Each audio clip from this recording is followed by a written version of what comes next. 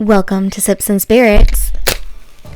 Ooh, fire. Ooh, a podcast for lovers of both alcoholic and spectral spirits. This will be our most dangerous episode. Oh, really? I am your co-host, Chelsea. And I'm Eric. Little disclaimer before we get started. Don't play with fire. Yeah, that was a little too close to my hair, I feel like. Facts and well, maybe that'll fix your hair. So mean. Well, I'm not being mean, I'm trying to be... Anyway, facts and stories are presented from various sources. We make no claims these tales are true. We just want to be spooky and interesting in nature. In this episode specifically, there's facts that are collected by yours truly. So if they're incorrect, I apologize on that. So I guess they're kind of true? Question mark. But yeah. Anyway. All right, so don't mind me while I set the mood over here with some dangerous candles. I'll get to that in a minute, I promise. But before we jump on, we're going to continue those disclaimers. Cocktails and spirits are tasted for the first time during episode recording, unless noted otherwise. And yes, that is true for this. We have not tried these cocktails. We have not tried this delightful gin that I'm very excited to jump into. Nope. Okay. Oh, I've tried the dry curacao in a cocktail, but I didn't try it on its own. Okay. And the focus of our episode is the gin, not the curacao. Cool. Okay. Yeah. One last disclaimer. I want to remind you that it's fine to enjoy the spirits, but don't let them possess you. We may be a drinking podcast. However, we strongly encourage you to drink responsibly. Don't play with fire. As much as we love you enjoying our cocktails we are making, it is never a pressure to consume them. Okay. What are we drinking today? Today we are calling upon a spirit from As Above, So Below Distillery. I can't read my notes with the lights all up in front here. As you guys know, we have been trying different sets in our new setup. Our new space. Our new space. So we're still kind of learning everything. Yeah, these sets are like set up ready for the episode, so we think, let's see how it works. Yeah, and we just go for it. So today we are calling upon a spirit from As Above, So Below Distillery from Santa Fe, New Mexico. We are exploring their Elvira, Mistress of the Dark Autumnal gin cocktail box to summon several cocktail recipes to the table. And two of 8 cocktails that were in that cocktail box that we are sampling is the Dark Seductress, which is in my glass, and the Last Rites, which is in Eric's glass. Nuevo Mexico. All right, so Sorry. Are we ready to try this gin? Sure. All right, so I should have been pouring. Now I feel like maybe we should have gone backwards and talked about the cocktail box first, but I was worried about the spirits getting cold. You mean warm? I was worried about the cocktails getting warm. I wish this cocktail will get colder. That'd be awesome. Like reverse thermodynamics. That'd be awesome. That'd be cool, but how do you figure that out? Well, we just have to live somewhere colder. We just need to have somewhere be colder outside than it is inside, so that the heat can go out that way. We also need open space to be. Anyway. All right. Gin. So this is the Elvira, Mistress of the Dark Autumnal gin. As far as I know, this is still available for sale. It is a limited release though, so there's no guarantee it's going to stay available forever. So do they sell more gin? Huh? Do they sell other gins? They do have other gins and other spirits. Cheers. Oh. That's a very flavorful gin. Bottoms up. Oh god. Ooh, that's nice. It is. It's actually shoots very nice. Does it? Yeah. It's make a great martini. Oh, I bet. I can tell already just from what's on my palate here. I like how gin burns my tongue. Like other spirits burn it differently. I just like the way gin burns my tongue. You like the burn from the gin. Yeah. I enjoy gin, yeah. It's different. Right? And I don't know what it is. It's not juniper-y like other gins. Mm-hmm. It's not herbal. And it's not like Hendrix either. Mm-hmm. It's very different. Yeah. kind of thing. It's different how like Sweet Gwendolyn's different. Like they're not the same flavor, but they're like, there's something like it's gin. Yeah. But it's different. Right. Anyway. So, this gin is an official collaboration with the Queen of Halloween. This gin boasts a bewitching blend as sexy and mysterious as Elvira herself. Yeah. It is distilled with a haunting blend of autumnal botanicals and a touch of macabre magic. Elvira Mistress of the Dark Autumnal Gin delivers a hauntingly smooth flavor profile with a spine-tingling finish. Crafted for those who embrace their inner darkness, and featuring juniper, black cardamom, allspice, mugwort, and sage. And I definitely get the allspice and the sage in there. I was going to say, like, those are two flavors I don't... What is dark cardamom? Black cardamom? Black cardamom? I don't know. It's a Digimon or something. I know cardamom is also in... You say Sweet Gwendolyn, I'm going to be No. McQueen and the Violet Fog. Oh, okay. Mm-hmm.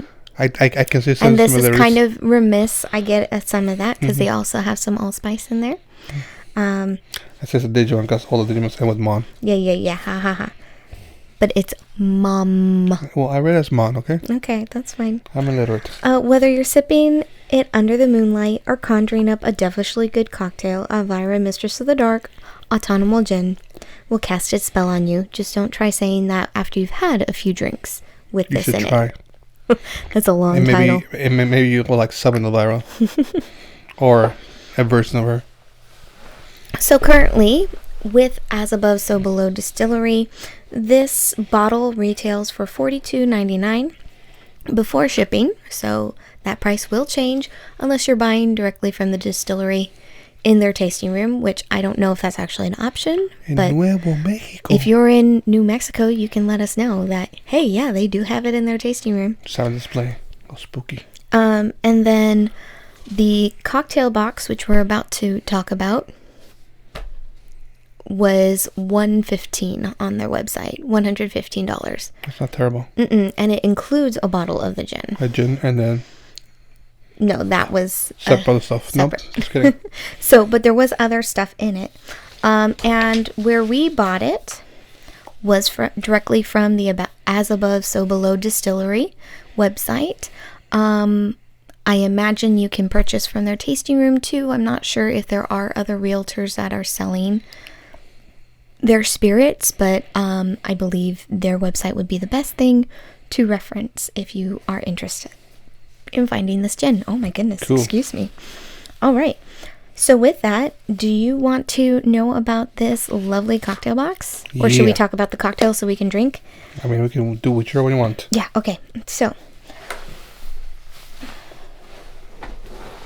excuse me. We got this lovely cocktail box. I'm showing on YouTube. And it was filled with not only a bottle of this gin, and I do want to make a disclaimer. This is not a sponsored post at all. If you want to, though.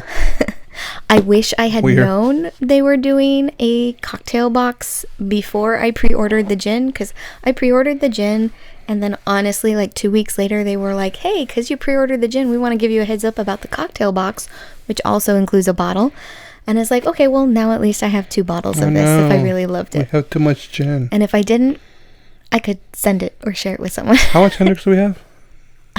I have a full case of Hendrix. Okay, so we don't have too much gin. We talked about this already. I know. So within... In case you first tuned in, she likes gin. Within the cocktail box, I did do a whole unboxing of this with Cheers with Chelsea. But I did it for Sips and Spirits. So if you're curious about the unboxing, I'll link it in our show notes. But we don't need to get into the nitty gritty. Pretty much, we did obviously have to open this box ahead of time for this episode because within it are 8 cocktail recipe cards, which have, I don't know if you guys can see in the light, but a cute little Elvira dagger logo, and on the back, the recipe for each of the 8 different cocktails. And essentially, each of these cocktails are classic standard cocktails, but using the autumnal gin and some very quirky wording that is fit for the Queen of the Macabre herself. Based on the pictures here, we should switch our glasses. Yeah, and the I know. Also within the box, they had some black rimming sugar, some lemon wheels, which you'll see on our cocktails. They also had this lovely candle to set the mood from As Above, So Below, including their matches. And they had a specially scented incense stick, which I did not get to light yet because I wanted to talk about it before I did it. I don't think I did it right, though. It's been a while since I've used an incense stick. So you gotta let it burn until it gets that little red, and then it does a little smoky thing. Then your fire alarm goes off. Uh-huh. And it's a nice smell. I haven't lit it yet, so I was waiting for the episode. Can't smell it. I'm like, is there like a little... No, okay, cool. It's like right over your shoulder in the video. Also in this box, what else was in here? I don't know. You opened it. I'm like the gin, the candles, the recipe cards. Oh yeah, and that's it. That's it? Yeah. That's all you get. So, not a bad buy for something that's very limited and exclusive. No. The candle has a nice smell. From what I'm picking up in the incense, it's a nice smell. I can't smell diddly junk. There's a lot going on. And it's meant to set the mood. So, that's where we are with that. Again, as I said, I purchased the cocktail box from As Above, So Below Distillery directly. And as of recording this, it is sold out. I'm not sure if they plan to restock it. It was very popular, apparently. Sold out within the week of it releasing. So I would just kind of keep tabs on As Above, So Below. Maybe as long as they have the gin in stock, they might keep making these cocktail boxes because they were so popular. I don't know. But it's definitely something to keep tabs on. I've never done incense before. How do you turn it off? Or just let it burn? You can let it burn, or you can like rub the end and snuff it. Okay. Yeah. It's been a long time since I burned incense, but yeah, you can snuff it. Okay, just curious. All right, so let's get into... You ready to cheers and taste these cocktails? Yeah. And then we'll talk about which ones we ended up picking of the 8? Yeah. All right, cool. Cheers.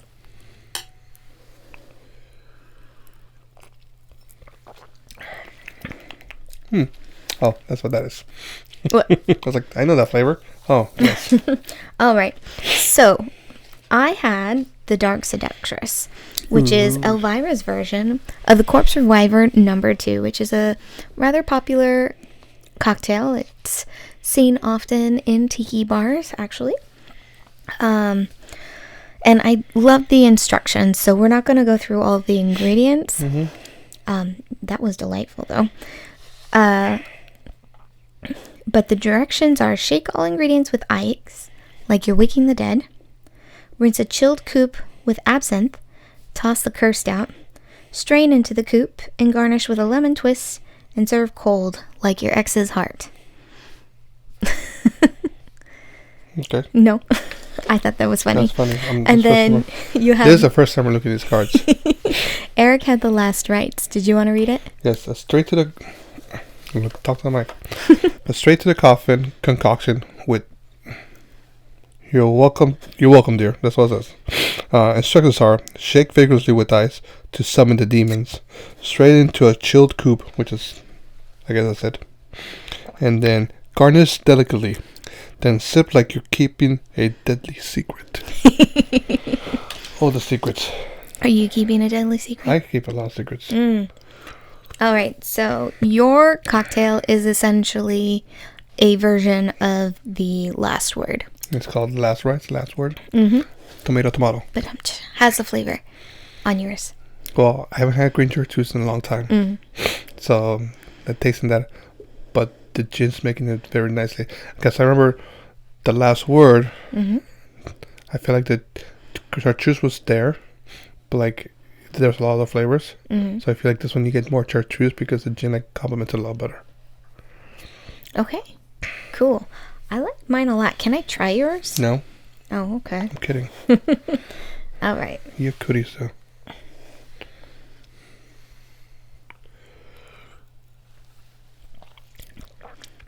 Oh, man. I don't like yours. The Luxardo is really strong on this. Really? Because I thought it was The maraschino Mm-hmm. liqueur, I feel like that's what stands out. to me, the green chartreuse stands out. I feel like we could have put a little bit more gin in yours.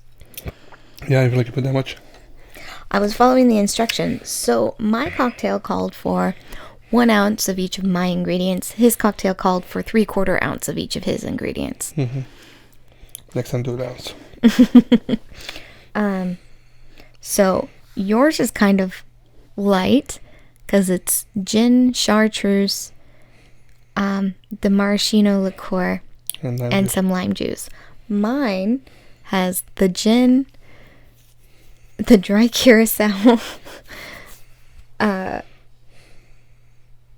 some Lillet Blanc, and I don't like lemon. lemon juice. I don't feel like it's very strong in those. I don't know. Anyway, I like mine better. Oh, that's cool. I like mine too, so. Also, I guess you're getting crunked up in that, I'm not. What? Guess you're getting crunked up in that, not. Okay, so that's our Elvira cocktail. Any more interesting facts about us above, also below? As above, so below. Mm-hmm. Oh, I was gonna read the bottle. You still can. Yeah. But as you may have guessed, the company As Above, So Below, because I would like to actually do an episode about them. Okay. But if you can guess from the name, they've got a bit of a macabre vibe to them, which seems like a perfect collaboration with Elvira. Mm-hmm. And we actually happen to have another one of their liqueurs, which we used in my cocktail. And I had just picked it up because I don't often see a dry curacao. Lots of people carry blue curaçaos, Thank you, Brian. Not Brian. Yes. No, it was Mackay. No, it's Brian. Mm-mm. I remember Brian. Okay. Whatever. Anyways, we don't often see dry curacao. When we found out it one time, we were at a tiki bar.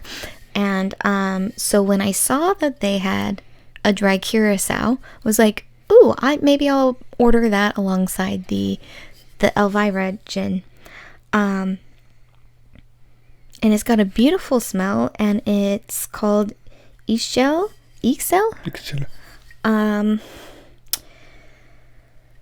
And I forget what it was, but I did look it up. It's some type of Aztec entity that has to do with death. So again, I would love to do an episode featuring As Above, So Below spirits and talk a little bit more about the company, because I kind of was just for this episode thinking we would focus mainly on the Elvira special limited gin. Sounds good. Just for the Halloween season, as we are less than 10 days, about 10 days left of October. Yeah. But I love the branding.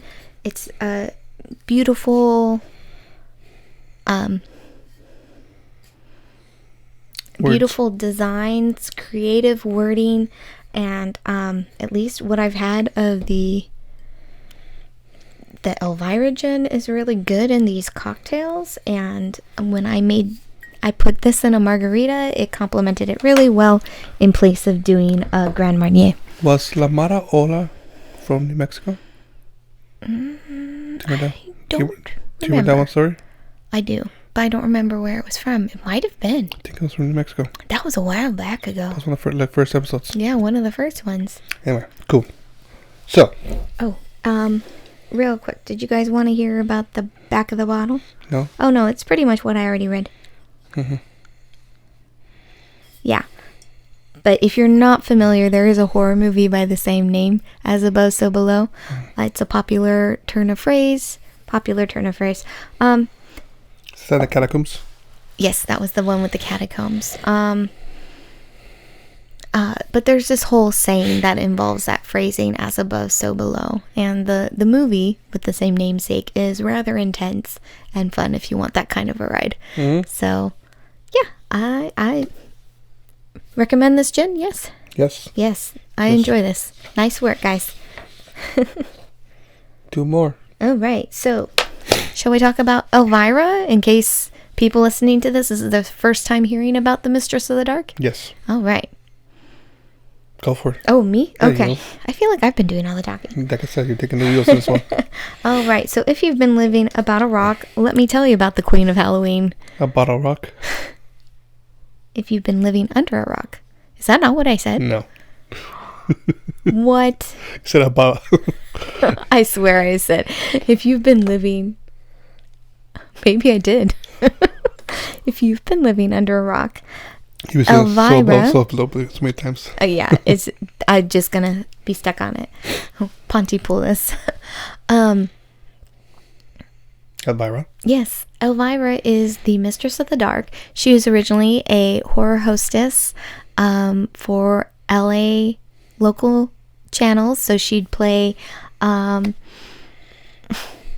like really old horror movies and kind of do commentary alongside it.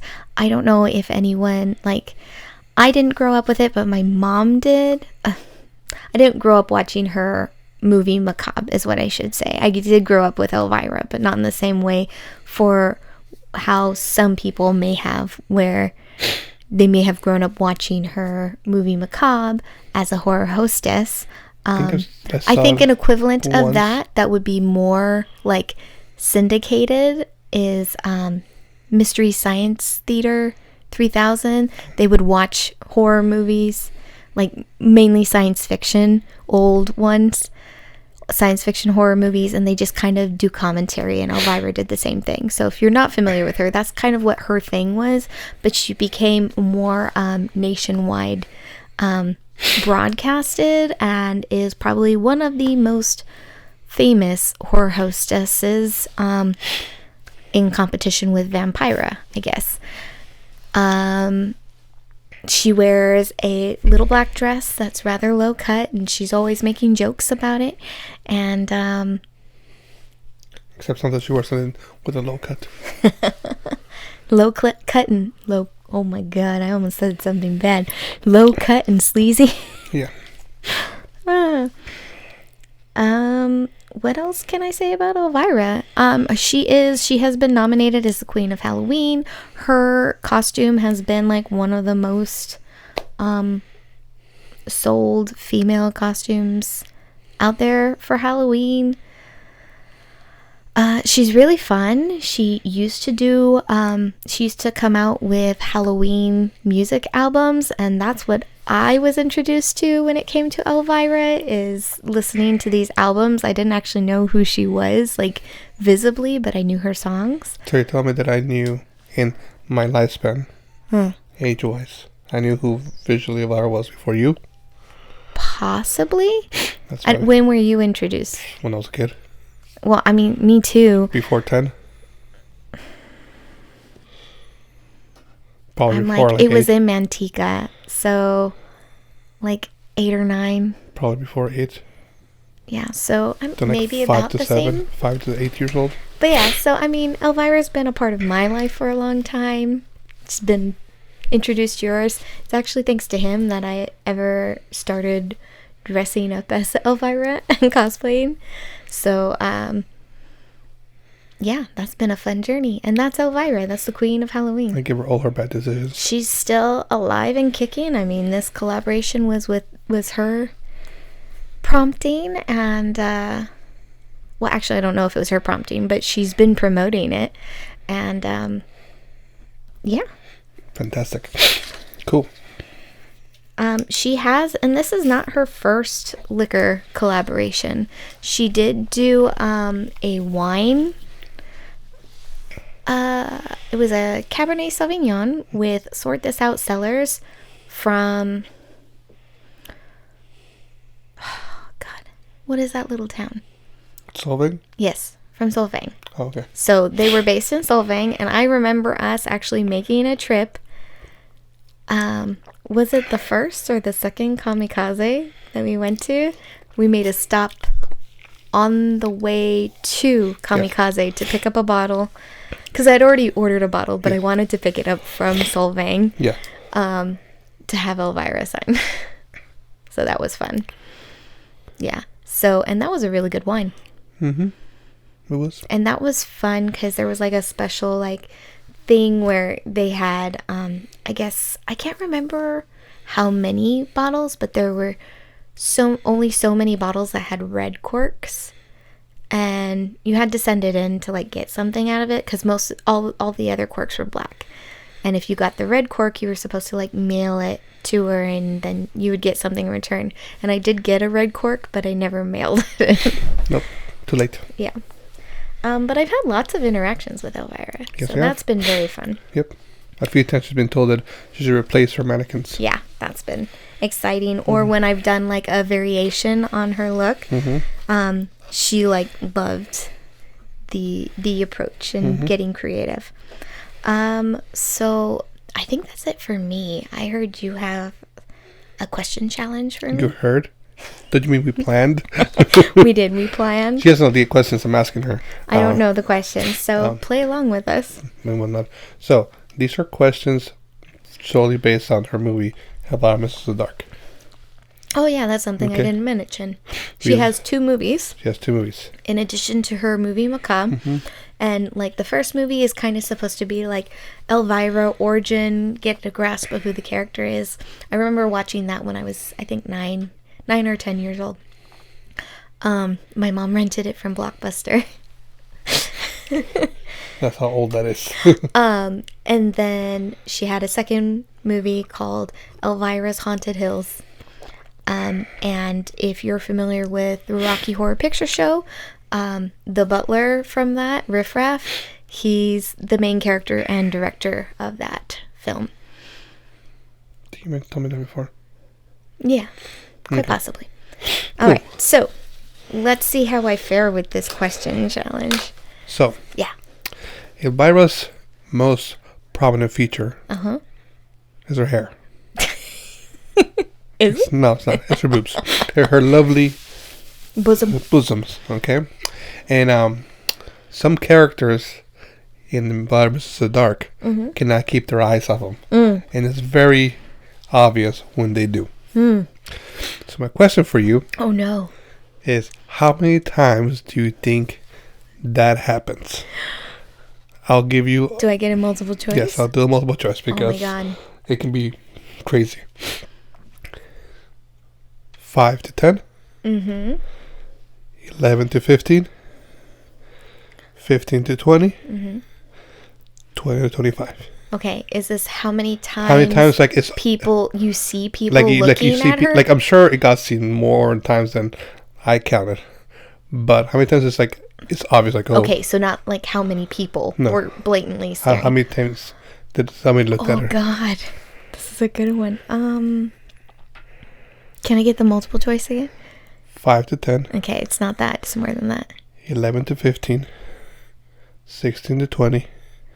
21 to 25. I'm gonna go 16 to 20. No. No? Is it more than that? It's less, actually. Oh, really? Yes. What is it? That I counted 13 times. Oh. I wonder if the number's intentional. That'd be funny. So, bonus question. Yeah. Oh no. How many times out of those does the love interest Bob look at her boobs? 0. No. Does Bob look at her? Once. Oh, just on the couch. Yes. Aha. Bonus question. Oh my God, bonus. How many times does Elvira ogle Bob?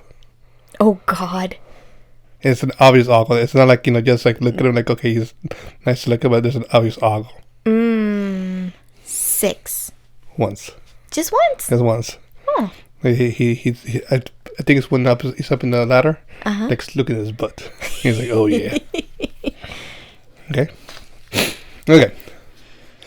Elvira could probably make a sailor blush. And just the way she talks.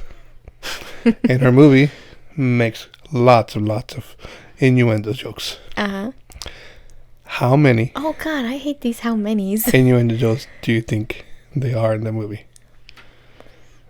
0 to 10? 11 to 20. 1 to 10. 11 to 20. 21 to 30.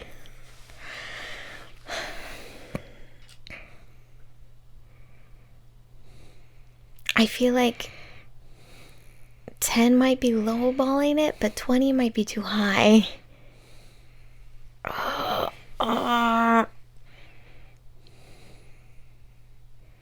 11 to 20? No. 21 to 30. Really, that many? 24 times that I counted. And that's not just by Elvira, that's by... Oh, well, I was just thinking Elvira. Well, I said them in the movie. I know. Mm-hmm. I heard it as how many times did Elvira make innuendos. So, this next question is a background question that you're paying attention to. Me? Yes. That I was paying attention That to? somebody needs to... If you pay attention to background, you get this answer. Oh, no. There's 2 words that I counted that are misspelled in the movie. Oh, uh-huh. Do you know what those 2 words are? Duck. 2 words misspelled in the movie. Duck? Yeah. When she's on the Well, matinee. no, okay. Well, matinee. Okay, matinee is one of them. Duck wasn't misspelled until she accidentally misspelled. Okay, I think this was misspelled without anybody touching it. The other one. Oh, there is another word. Oh, God, what is it? Oh, no. Oh, no, I know this one. I'm doing really bad. I thought I would do better. He got me good. Oh, God. I know she says a word wrong. Well, she says lots of words wrong, probably. Like ovulation, yeah, instead of ovation. Mm-hmm. What is it? I don't... In the gas station? Oh, yeah. There's a sign. That says office with 1 F. Yeah. Oofus. Oofus. Yes. Dang it. I knew that one too. Okay. These are good. These are... There's a lot of music playing around, you know, like every movie does. Mm-hmm. But there's 4 songs that are played during montages. Okay. Okay. I guess they're doing like the scenes. Can you name any of the 4 songs? You know you make me wanna shout, put my hands up and shout. Okay, that's one. I'm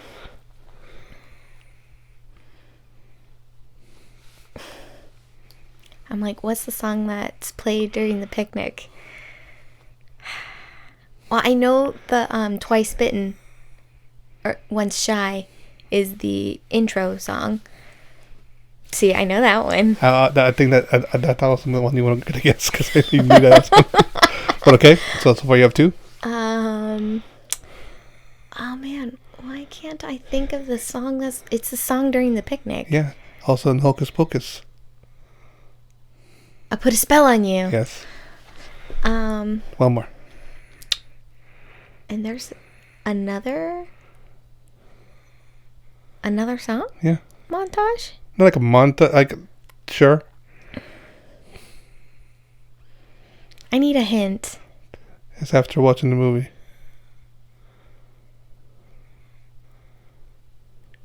When she's dancing? Oh, the flash dance? Yeah. She's a maniac Yeah. on the floor. There you go. One. Yay! 1 out of 6. 1 out of 4 Oh, okay. so far. Should we keep going? Yeah? Okay. How many times does Bob cockblock Elvira? God. The whole movie. No. They make Eventually, yeah. Do I get a drop down? Do I get a multiple choice? Would you like me to give you multiple choice? Huh? Will I give you multiple choice? 4 times? Very close. 3 times. See? Okay, I'm getting better. After a third time's a charm. Yeah, okay. Okay. You've seen her iconic outfit at the end of the movie. Oh, yes. Yes. Yes. How many legs do those spiders have in her boobs?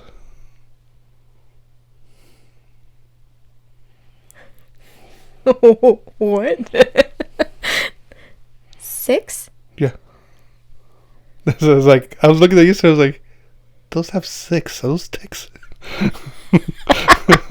Oh, are you sure you were just looking at the spider legs? Yes, I was looking at spider legs. Kind of thing. Huh. So I was like, not really a spider, I guess. Okay. Last question. Oh, last question. How many times does an object fall on Elvira's boobs during the movie? On her boobs?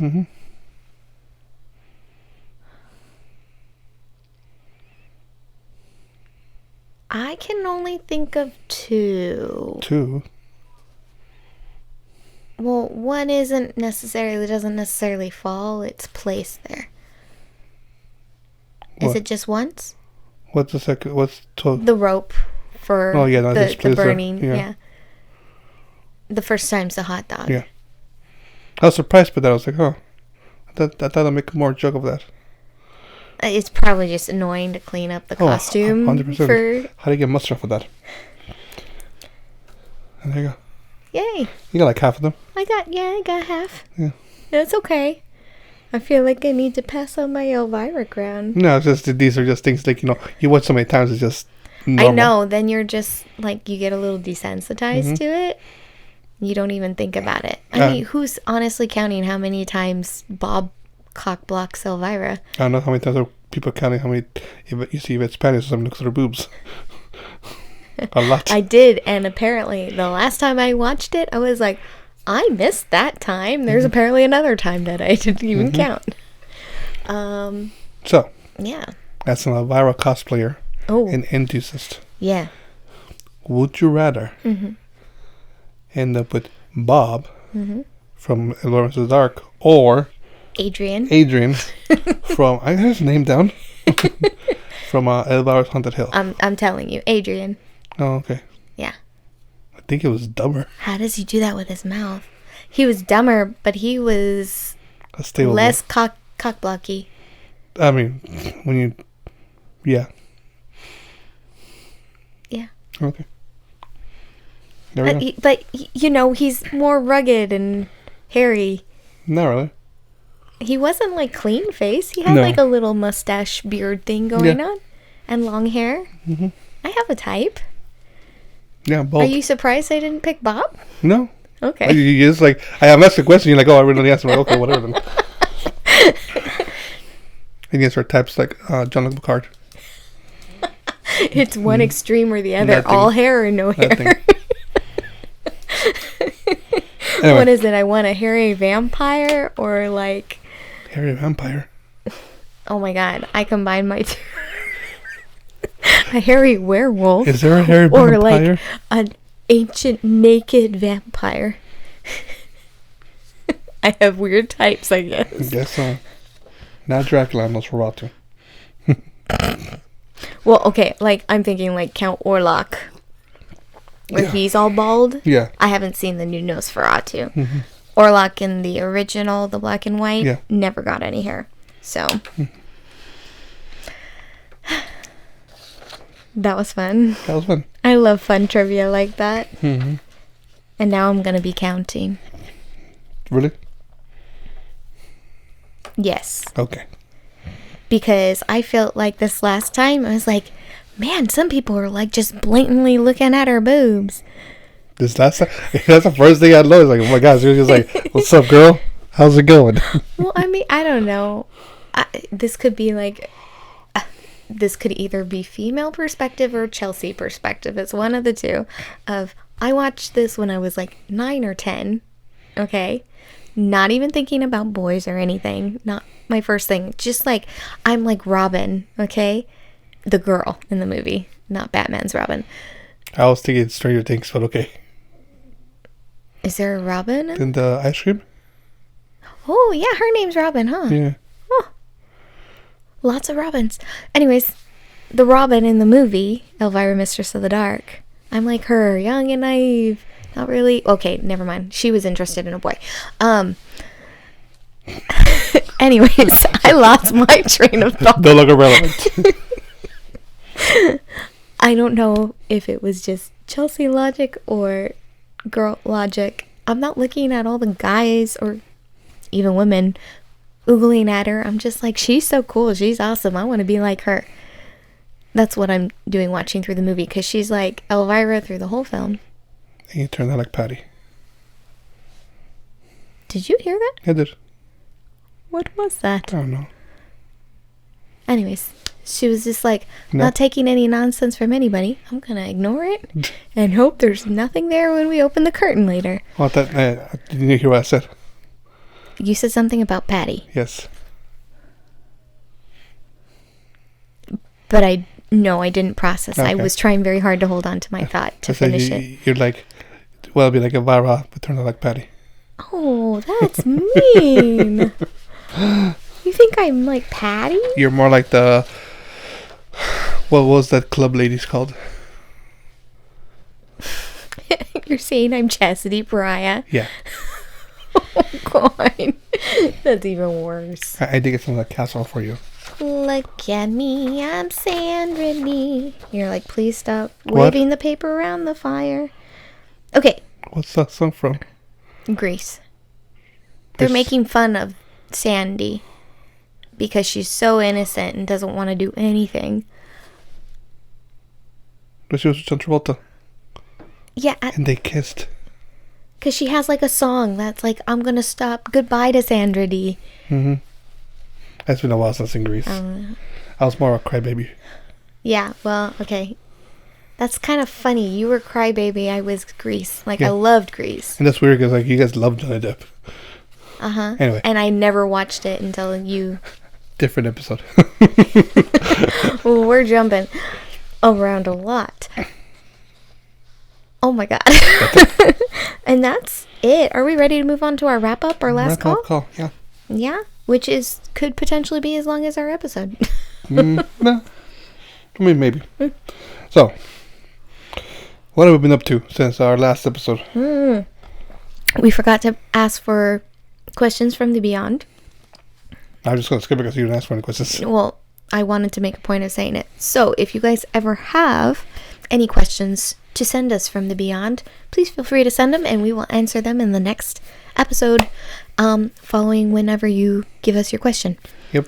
And give me questions about this episode, previous episodes, new episodes, whatever. Yeah, we love answering them. They're very fun. We love answering questions. Yeah. So, for Hauntings Behind the Bar, we, in September, made the impromptu decision to go. So, this is what happened. It was Thursday? Friday. It was Friday.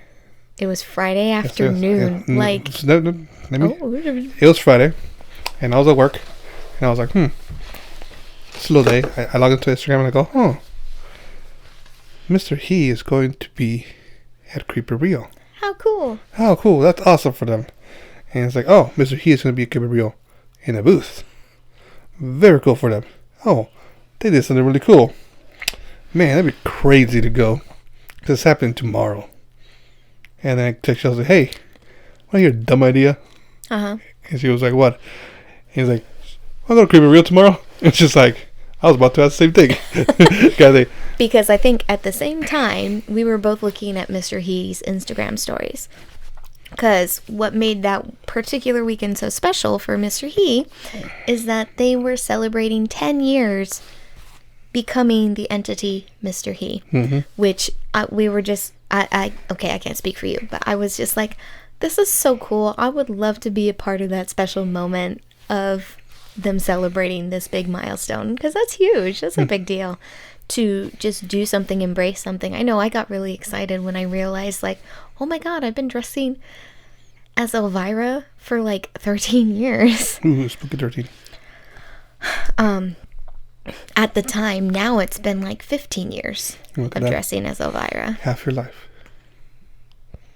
No, a little less than half. Okay, close there.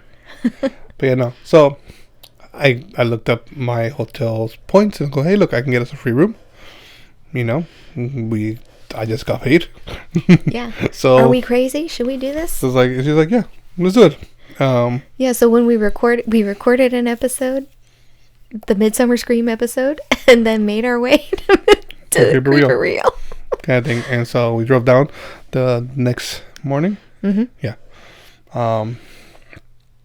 We got there. We had a good time. It's creepy. If you guys ever get a chance to, it's a fun. I strongly recommend it. It's like a nice low key Halloween festival. I don't know if this is the right word because I haven't been to the festival part of it. It's Outdoor fest. It's an outdoor fest. There's a lot of vendors, a lot of things to like buy. Live music. Kind of thing and whatnot. So it's cute. It's nice. It's held vendors. Where's the place held at? At the Orange County Heritage Museum. Yeah. So it's cool. If you're local to the area, you'll see a lot of local vendors and a few from other areas. But it's a great place to mingle, buy some cool things. Where's our stuff that we bought? I have it. Okay, we bought these cool frames. Oh yeah. I could grab it. No, it's fine. Too much. Too much work. So that was cool and whatnot. But yeah. What were they called? Something coffin. Irregular coffin. Beautiful art. We got these beautiful prints from Irregular Coffin, and then a vendor who I had discovered at Midsummer Scream happened to also be vending at Creep It Real, and it was like awesome because like I bought a couple things from her during Midsummer Scream, but I regretted not buying more immediately. Like as we were leaving, I was like, I should have purchased more from her. And I literally like came across her booth on the last day of Midsummer Scream. So it was very exciting to see she was vending there, and I stocked up like on a lot of things. Yeah. So yeah, no, like if it's a great place. If you go to Midsummer Scream, you're like, oh man, I ran out of money, or I don't have any money. Like a lot of the same vendors go to this one too. Excuse me. I don't know about the same vendors. Not the same. There's a lot of repeating vendors, kind of thing. There's also new ones that don't go to Midsummer Scream for it, or that's not their event, or just couldn't get to it, kind of thing.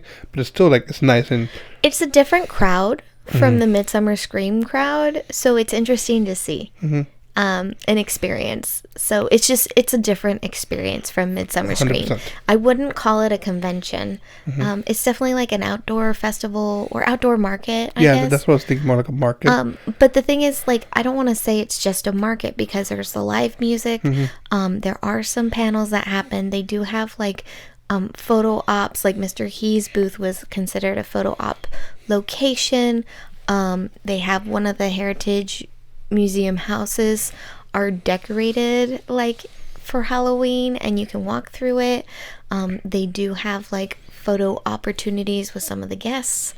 And if this sounds like your kind of thing, they will be having a Creep It Real festive in November. I believe it's the weekend before Thanksgiving. That was Black Friday weekend. No, it's the weekend before. You're right. So yeah, if you want to experience a Halloween event, but you don't want to go to a full convention with thousands and thousands of people, and you're in the area, definitely a good place to get your toes wet. Yeah. And they are, for the Creep It Real festive, the theme is for Twilight. I can't remember what the wording is, but they are going to have the majority of the Cullen family, if you're big Twilight fans. I was like, you said Twilight, and I was like... Yeah, Twilight, like the vampire movie. Oh, I was thinking Twilight Zone. No. Like Twilight. So Stephanie Edward? Meyer. Not him. Oh, oops. But like the other Cullen family members. Oh, the leftovers. The better ones. I don't know, I've never read or seen the movies. Edward's boring. Yes, Twilight sounds boring. Anyway, we won't get to that. Anyways. But yeah, no, it's a cool event. It's a cool event. We hope one year we'll actually get to catch Creep It Real festive. And it sounds also fun. very kid friendly.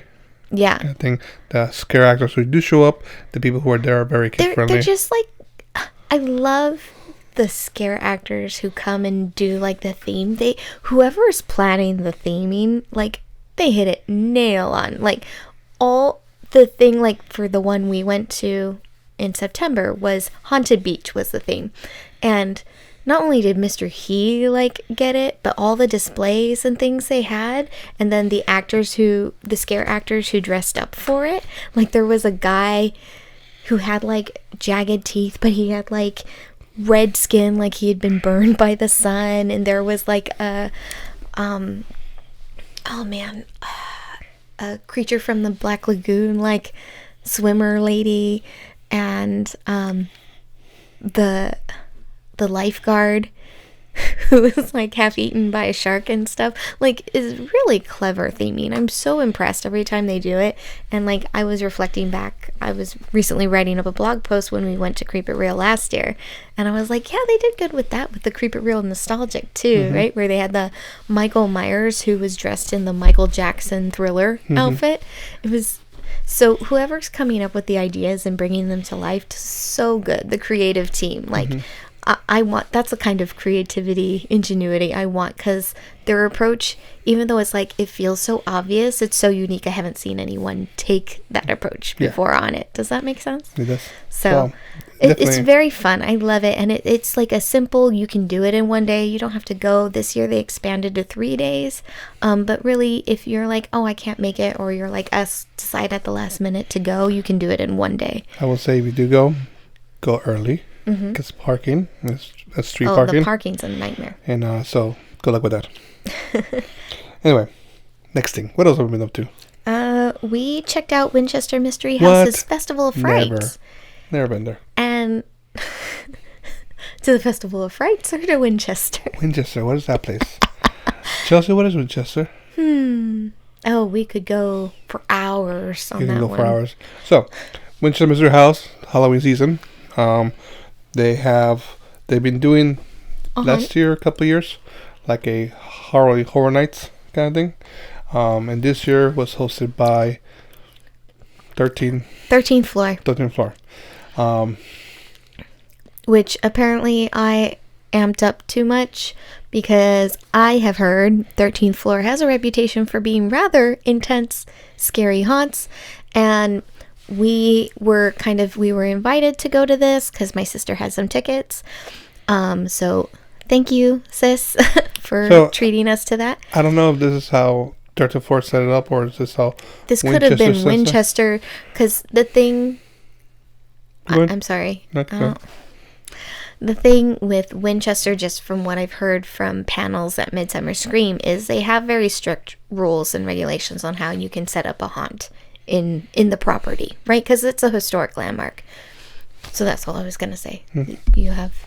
No, I mean, like, she just said, like, you know, she kept hyping it up, like, oh, 13th Floor is super scary, this, that. I don't know if I can do it, because, you know, she doesn't do haunts. I'm a chicken. Yeah, I think I want not. And, you know, like, we went there, and it was like... I was scared.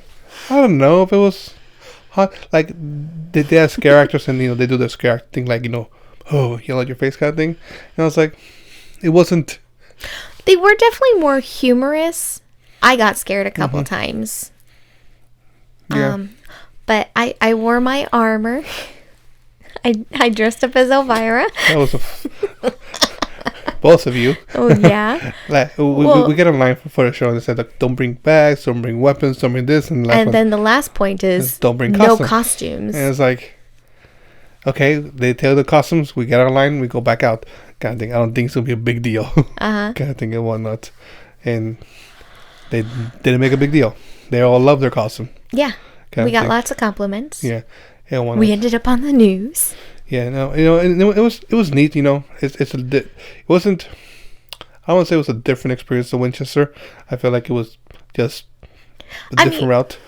I do feel like it was a different experience than what if you go for a tour. Oh, yeah, okay. It's not the same kind of... If you go for the tour to learn about the historic property, it's not the same as going to the haunt. The haunt is not taking any historical It wasn't notes. something new that I haven't seen before at the house, per se. But also, you mean like floor plan wise? Yeah. Okay. So for me, but Chelsea and I, we've been through most of the house. I've made him go to a lot of very special...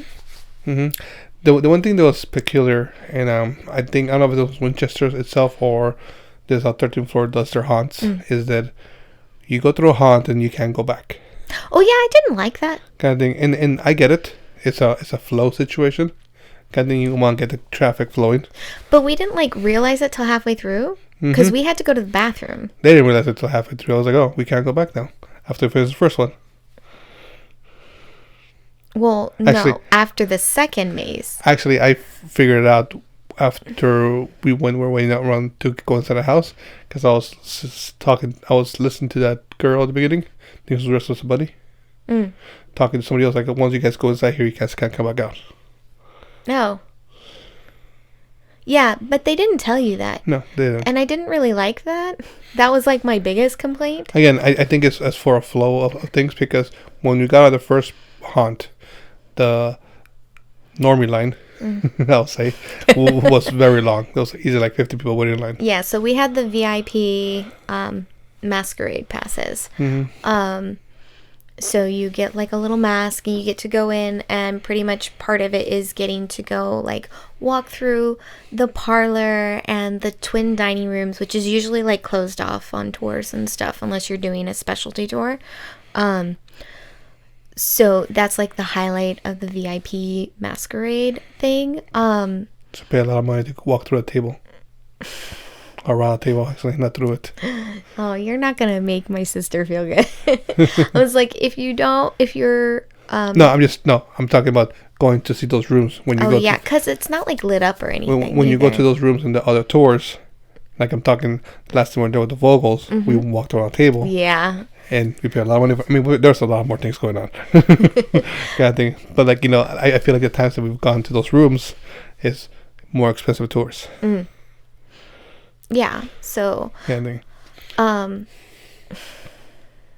was I gonna say? I don't know. It just would have been nice to know that like once we go in, because it was like out in the front of the lawn, we like forgot to, well, okay, I was good. I took some like video when we first walked in of the front of the house, but we were like, oh, we'll do the first walkthrough and then come back out and take some pictures. We didn't realize you couldn't go back in. No backtracking. We lost our train of thought. Sorry. Besides the whole not going back, the overall experience looks pretty nice. I think it was like a bad experience. Let's put it that way. It was just we overhyped ourselves to be like, oh my god, I'm gonna come out all like screaming and screaming. I feel like that was my fault, and honestly, you guys shouldn't be listening to the Queen of Chicken. No, but like. You have 13 floors. I heard so many people talk about how 13th floor has this reputation. Yeah. So if you hear that from your research. Thanks for the quotations. Hey, you know what? It's a lot more research than what people are doing than saying a lot less.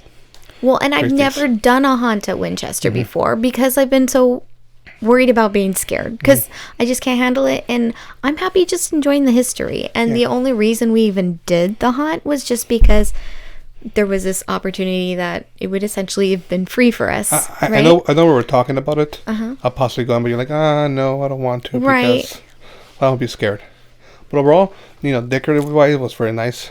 The costumes were very nice. Kind of thing. There was really cool animatronic in one of the haunts. It's like huge. The second maze. So there's 3 main mazes. 4.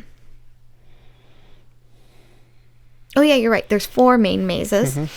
And the second maze had to be my favorite. That went through the garden house. They had some not only really cool animatronics in there, but I felt like the costume characters in there were very impressive too. If you don't like spiders. Oh yeah, that one's not for you. My sister was really having a hard time, and she's an arachnophobe. Overall it was good. They had vendors for food and other trinkets. And being dressed as like Elvira was really fun because I was like trying really hard to help me cope, like come up with like, what would Elvira say in this moment? And like in the second maze, there was a guy whose face was all like mushrooms. And I was like, you look like a real fun guy. And I was like, go Chelsea. The neat thing about it though is there was 3 different set of cocktails throughout the bar, throughout the location. I think there were more than that. No, there was 3. Well, because... So, there was a set of cocktails. Well, so we got a complimentary cocktail before we got in, and they had a stand outside the house that was selling cocktails. I wonder if that was a cocktail and that sold the lights. I think it might have been the same cocktail. Then inside the house, in the middle of the first maze, there was a place to get a drink. So that's 2. There was a dead end to get a drink. Right. Didn't. Excuse me. I need to rearrange myself. Sorry. So that was cool. You get out before the second tour. There's another stand with different cocktails and some snacks. Right. Before the second maze. Also, it says a sign, don't go into the haunt with drinks in your hand, with drinks or food. I missed that sign. And then once you get out of that sign, you go to the firehouse area in the back, and then there's another bigger, like that dinner, had like eateries, and then another set of cocktails, kind of thing. And then those cocktails were also at the end. Yeah. I checked because after like going to like, oh, there's different cocktails, and I was like, hey, third one, are we gonna miss him if you don't go to it? And like, okay, so let's go. Right, but I feel like we might have missed them because I had heard there were like hidden speakeasies in the mazes.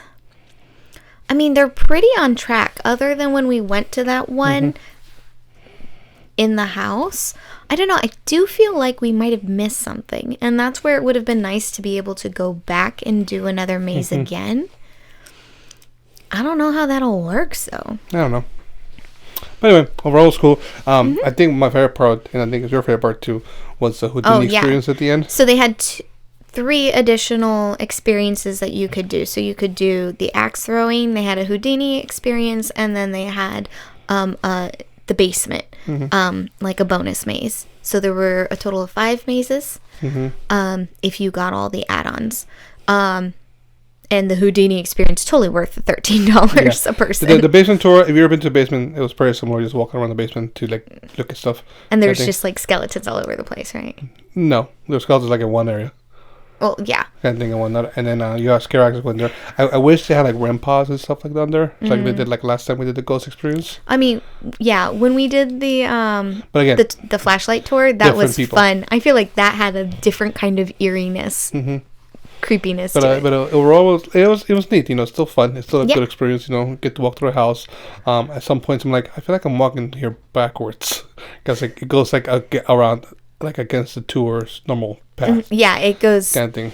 Yeah, through the backwards path. Yeah. But again, thanks sis for inviting us along. That was very fun, and I hope she enjoyed the cocktails. I think the last ones we had that came in the souvenir cups were probably some of the best. I don't know. I like my first one.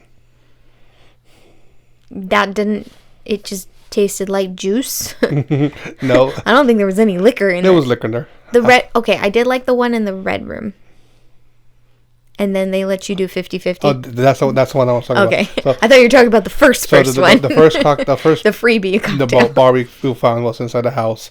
And like, you know, we walked through the thing. It's like, oh, I think we went the wrong way. And like, just like, because we went there, we walked past it, and it's like, oh, there's dead end.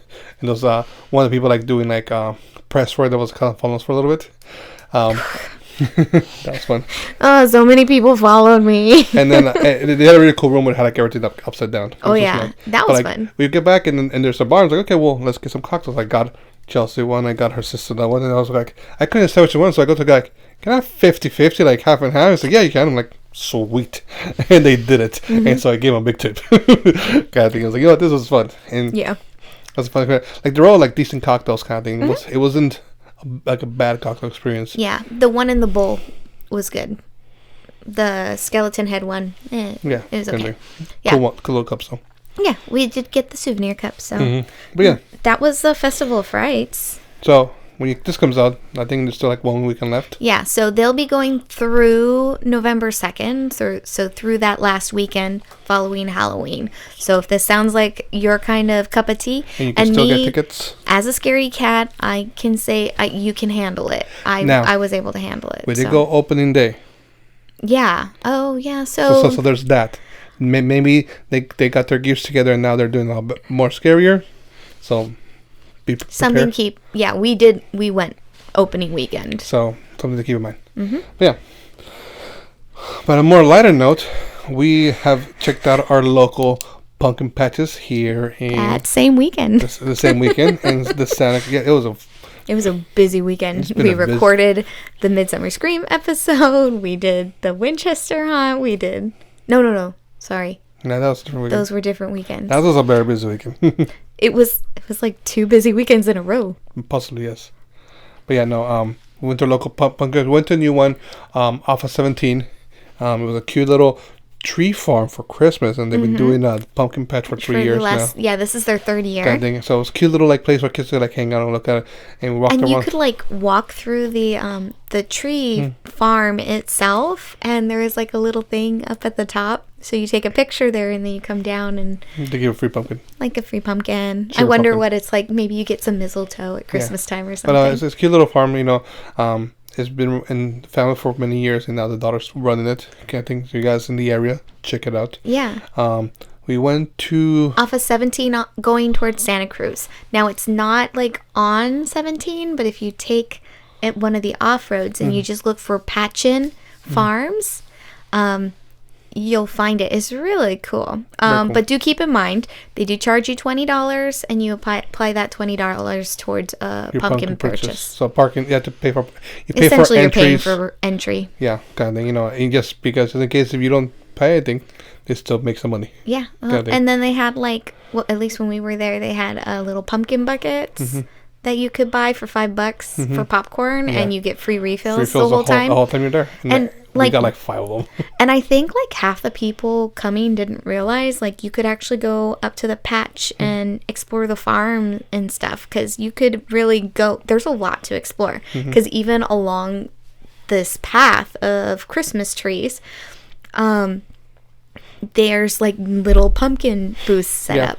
And they had like fun little facts about the Christmas trees and buying from local farms versus buying from like your grocery store or from your hardware store. Or even from like your tree farms. Like the tree lot farm, Christmas tree farm. So it was really cool, and it made us kind of try to think how we can be shopping more consciously for our local produce. There's a high chance we're going to go there and get our tree. Yeah, I think so. Afterwards, we went to Santa Cruz. Not downtown, but more right off the freeway. Yeah, so instead of staying on the freeway to get to the boardwalk, there's another turn, and you stay on that turn. And that turns to go up to Half Moon Bay, kind of thing? No. Yeah, it'll take you to... No, it's that turns to go to UCSC. Monterey. No, to UCSC. Oh, okay. So if you were going to the Costco in Santa Cruz, let's just say that. Yeah. If you were heading to the Santa Cruz Costco, you know... you go to the Post Street pumpkin patch. Yeah. And that's what it was. Yeah. And it's cute. Very small, but small. A lot of like lots of pumpkin varietals. Pumpkin varietals and like harvesting things. So the biggest draw I think for the Post Street is that they just have all these random animatronics set up. Yeah. And they're actually set up like to go off. They go off kind of thing. That was cool. But we didn't spend a lot of time because apparently that was a little too much for our son. Yeah. For little Boo, he was suddenly like, "Oh, this is not okay." And it's not. I think it's just his age. I think it's age because I feel like our daughter was going through the same thing and it's around the same age. Like things were like starting to be scary to her. Right. Kind of thing. So. Yeah, because he didn't have problems before. Like we went to Spirit Halloween, like what, third week of August? Yeah. Or the week after Midsummer Scream, and he was fine.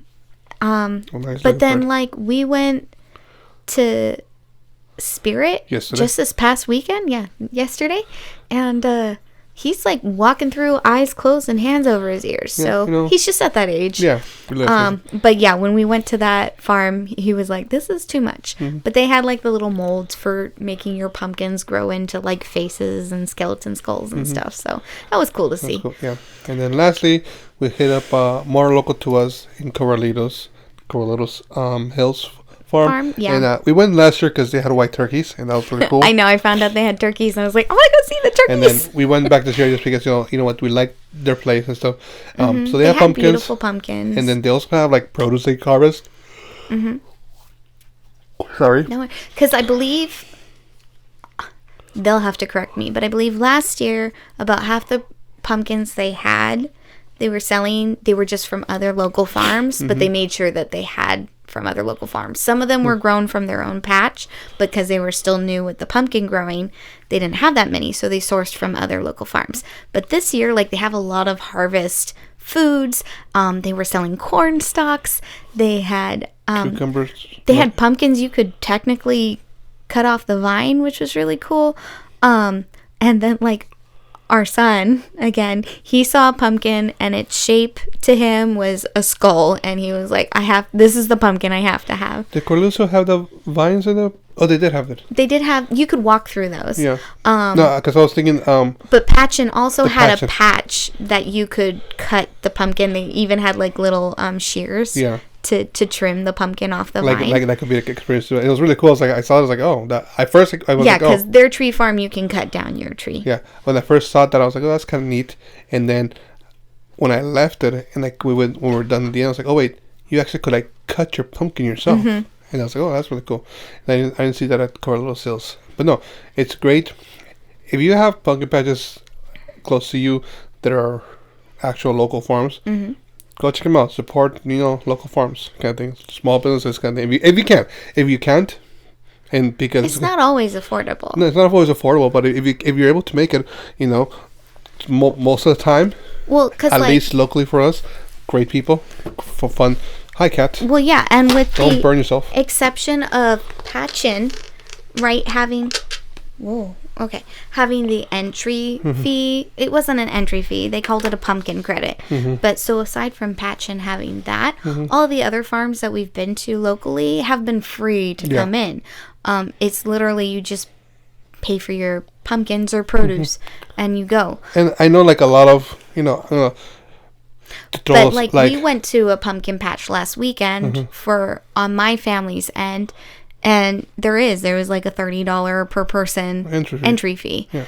And then there's like a pumpkin farm we went to for quite a few years in Half Moon Bay. It's really cool. We talk about it all the time, but now it's like they charge for parking. There is an entry charge. And it adds up. Yeah, and I'm going to throw some like... What do you kids call it these days? Shade, there we go. To like other influencers. A lot of people go to pumpkin patches and just take their pictures of pumpkins. Oh, yeah. And don't buy anything. And I was like... These are... businesses. More often than not, most of them are actual farms. And they're trying to look at this as an additional income. Yeah. And so you don't have to get like a big fat pumpkin at every patch you go to. But even just like... dropping $1 or $2 on the minis or getting some handful of gourds, like, don't forget, after Halloween, it's still autumn, so you guys can leave those pumpkins out for a while. They make hold some delicious soup. Yeah, or ask her for a recipe. The best farms, are the ones that when you ask, hey, which of these can I actually eat or cook? And they can tell you. That's where you're like, okay, I'm going to make sure I buy at least one pumpkin from them. No, bad thing. So, and then you can repurpose it. Like, you don't even have to carve that pumpkin. Pumpkins last a long time. Like, I had pumpkins through February last year. As long as you don't cut them. You cut them and you keep them cool. That's the key. But Coralito Sales, they were talking to us about this would be good pumpkins to eat and for the other ones. I said, yeah, we got some. So it was fantastic. It was great. Oh yeah, their sugar pumpkins were so good. Yeah. So that was very fun. It was. And you comfy there? Yes, he's comfy. I guess I'm not sleeping tonight. He's just gonna stay right here. Yeah. And with that, we'll see what else our Halloween season brings to us, and we'll update you next time. Yeah, we'll see you guys at Thanksgiving. Yep. Okay. So. Thanks for sticking along with us. We want to keep the spirits flowing, so please be sure to show your support by reviewing and subscribing to our podcast. If you enjoy the show, be sure to share with others. Yeah. You can find us on all podcast hosts, such as Spotify, Apple Podcasts, Pandora, you name it. We're everywhere. Even with us changing hosts, we're still available wherever you like to listen to your podcasts. We're also available on YouTube.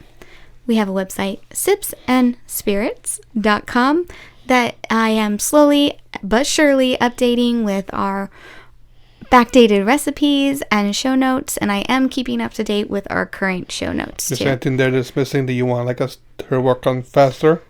Send us an email. Send us a question send us a message. From beyond. And be like, hey, get working on this. We are also trying to get back to being active on Instagram and TikTok, so... you guys can always follow us there. Again, it's Sips and Spirits is our handle. just like our website. And if you don't feel like social media, I don't blame you. Even though I've been hanging out there a little too much this month, you can check out our email newsletter via sipsandspirits.com/happy hour. What is the look? Did you pull out the ball bearing? Yes. Okay. I didn't pull it out. I popped it out. Anyway, we have a newsletter. Yeah. We update you once a month on what's going on when we get a chance to do them. Mm-hmm. Because, yeah. And with that, it's time to close this tab and say unpleasant dreams, darling. Cheers. Cheers.